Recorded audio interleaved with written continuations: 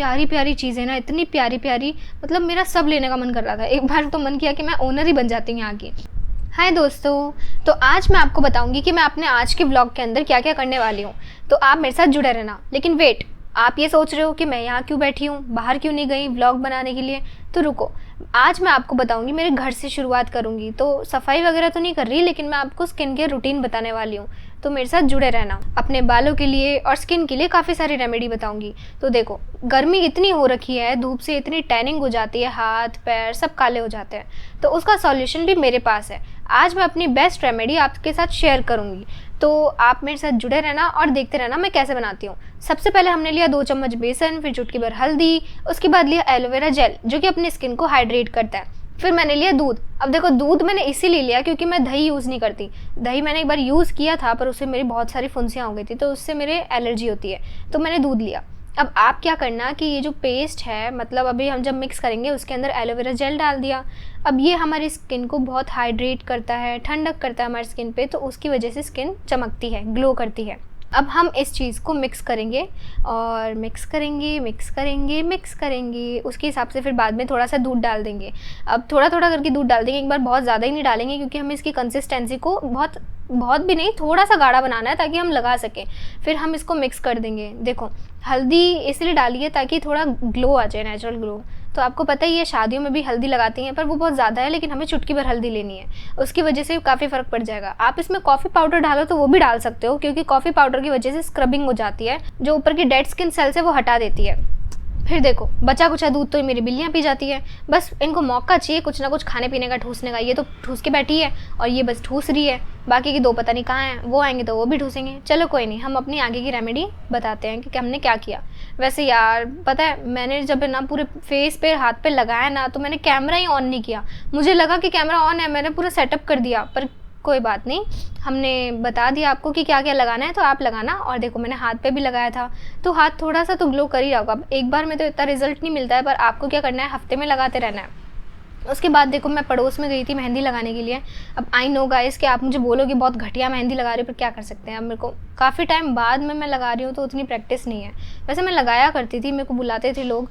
उसके बाद फिर हम अपने दोस्तों के साथ में आए यहाँ पे एसी लेने के लिए। उसे अपने रूम के लिए एसी लेना था। मैंने अपने पिछले व्लॉग में बताया था ना कि वो रूम सेटअप हुआ है, तो उसके अंदर एसी लगाना है ताकि बढ़िया सा व्यू हो जाए वहाँ पर और ठंडक भी रहे, वहाँ पे बहुत गर्मी रहती है।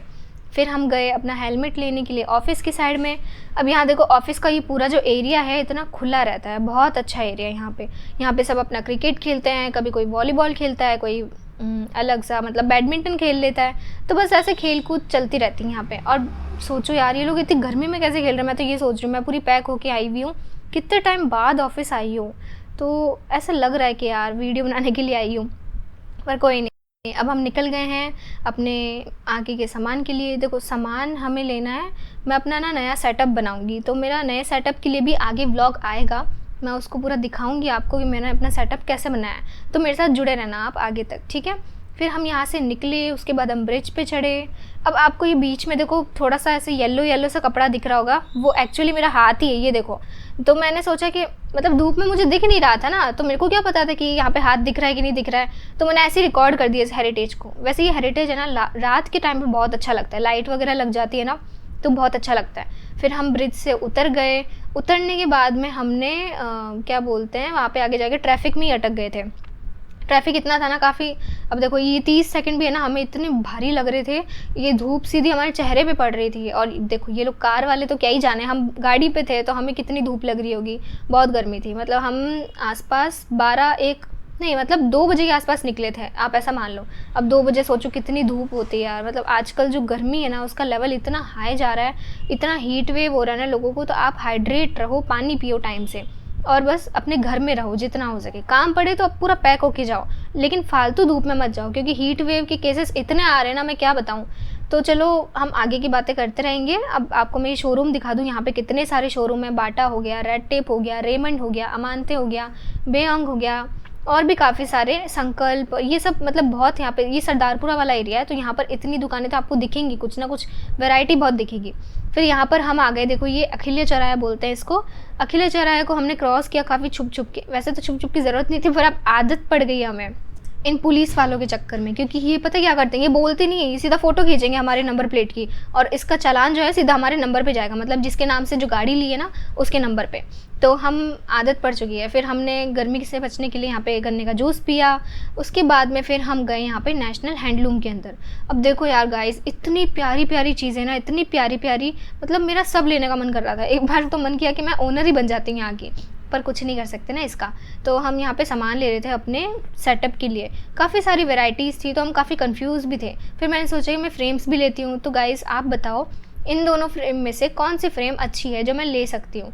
तो आप बताते रहो कमेंट्स में और कौन सा आपको बेस्ट लगता है, और भी आप आइडिया भी देना कमेंट्स में कि मैं और क्या ले सकती हूँ अपने सेटअप के लिए। फिर हम निकले रात में। उसके बाद फिर हमें भूख लग रही थी, हमने सोचा कुछ खा लेते हैं, पी लेते हैं, पर अब पैसे तो सारे सामान लेने में चले गए। वैसे हमने आज सामान लिया है और थोड़ा बहुत सामान कल भी लेना है, तो आधा आधा सामान करके, क्योंकि जो हमें चाहिए था वो उस वक्त था नहीं अवेलेबल। अब हम कल जाएंगे तो कल वो सामान मिल जाता तो ठीक है, नहीं तो अलग शॉप में जाएंगे। उसके बाद फिर हम जाते रहे। फिर देखो पास में से एक आदमी था, इसने ना वैसे बोला लाइक करना, शेयर करना। इसको पता था कि मैं व्लॉग बना रही हूँ, तो देखो दूसरे लोग भी बोल रहे हैं तो हमें भी कितना अच्छा लगता है ना। तो आप ऐसे ही हमारे साथ जुड़े रहना, लाइक करना मेरे व्लॉग को, शेयर करना और मुझे सब्सक्राइब करना। तो thank you guys, Radhe Radhe.